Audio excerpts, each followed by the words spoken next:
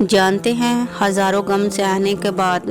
تہجد کا ایک سجدہ نصیب میں لکھا جاتا ہے،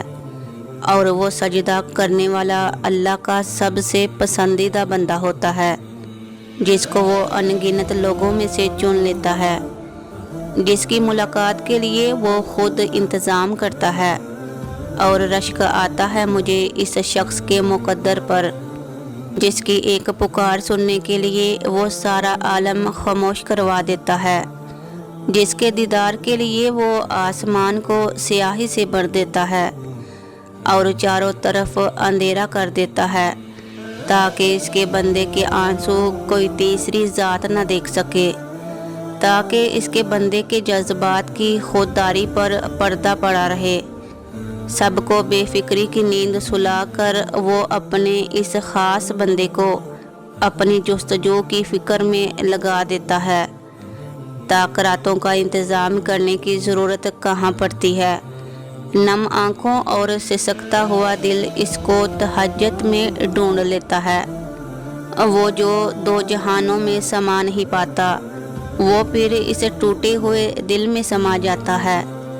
تم سوچتے ہو آزمائش کا وقت بہت لمبا ہو گیا ہے، مگر در حقیقت ملاقات کا وقت بڑھا دیا جاتا ہے۔ اللہ کو بہت پسند ہے جب تم دنیا سے نہیں اس سے مانگتے ہو، جب تم بے بسی کا رونا کائنات کے سامنے نہیں اس کے سامنے روتے ہو، جب تم سب ختم ہونے کے بعد بھی اس یقین کے ساتھ دعا کرتے ہو کہ اس کے سوا کوئی تمہیں کچھ نہیں دے سکتا، جب تم سجدے پہ سجدہ کرتے ہو، جب تم سانس لیے بغیر بے سختہ اس کا نام پکارنے لگتے ہو، تب وہ تمہیں دیکھ کر مسکراتا ہے، تب وہ تمہارے یقین کا برم رکھ لیتا ہے اور تمہارے مان کی لاج رکھ لیتا ہے، سارے وسوسوں کو ختم کر دیتا ہے۔ اس کی مسکراہٹ دکھائی نہیں دیتی، مگر محسوس کرو تو رگوں میں اس کی محبت کا رنگ خون کی مانند دوڑنے لگتا ہے۔ بے شک اس سے بہترین لکھاری تو کوئی ہو ہی نہیں سکتا، جو اختیار رکھنے کے باوجود نصیب کے پنوں کو اپنی چاہت سے تمہاری چاہت میں بدل دیتا ہے۔ وہ بادشاہوں کا بادشاہ ہو کر بھی تمہیں سنتا ہے، اور ایک تم ہو کہ فرض ہونے کے باوجود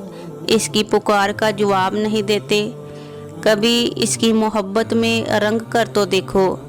کائنات کے سارے رنگ پھیکے لگنے لگیں گے۔ کبھی اس کو سن کر تو دیکھو کہ کائنات کی ساری آوازیں بے معنی لگنے لگیں گی۔ وہ جس کو چاہتا ہے اپنی جانب موڑ لیتا ہے، چپ چاپ، اور کسی کو خبر بھی نہیں ہوتی، بس پھر وہ ایک حکم دیتا ہے اور کائنات کی ساری طاقتیں متحد ہو جاتی ہیں، کون اس کے گرد اطواف کرنے لگتا ہے اور ساری باتیں فیکون پر ختم ہو جاتی ہیں، یوں سبھی کہانیاں مکمل ہو جاتی ہیں۔ تو تم فکر کرنا چھوڑ دو اور پریشان ہونا بھی چھوڑ دو، کیونکہ وہ رب کائنات جو تمام مخلوق کو پالنے والا ہے، تمہارا رب خدائے یکتا، وہ تمہارے ساتھ ہے۔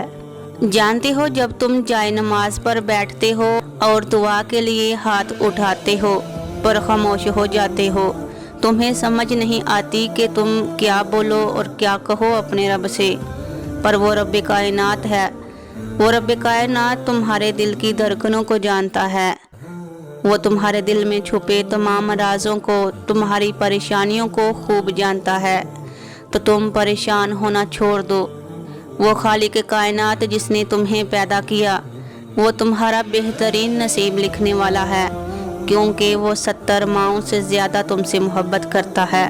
تمہاری خاموشی میں ایک یقین ہی ہے جو تم اپنے رب سے کیے ہوئے ہو، انشاءاللہ تعالی وہ تمہاری تمام معاملات بہتر کر دے گا، اور جو تم دل میں سوچ رہے ہو انشاءاللہ وہ رب کائنات تمہیں عطا کرے گا، وہ تمہارے لیے بے شمار آسانیاں پیدا کرے گا۔ میری اللہ تعالیٰ سے دعا ہے کہ اللہ تعالیٰ آپ کی تمام دلی مرادیں اپنی بارگاہ میں قبول و منظور فرمائے۔ اگر آپ کسی بھی پریشانی میں مبتلا ہیں تو اللہ تعالیٰ آپ کی تمام پریشانیاں دور فرمائے۔ بس اللہ تعالیٰ پر یقین رکھیں اور اللہ تعالیٰ کی بارگاہ میں سجدہ ریز ضرور ہوا کریں، کیونکہ خالق کائنات کے قریب ہونے کا یہ واحد رستہ ہے۔ اللہ تعالیٰ ہم سب کو سجدے کی توفیق عطا فرمائے۔ اگر آپ کو ویڈیو پسند آئے تو اپنے دوست احباب کو ضرور شیئر کریں۔ آمین ثم آمین۔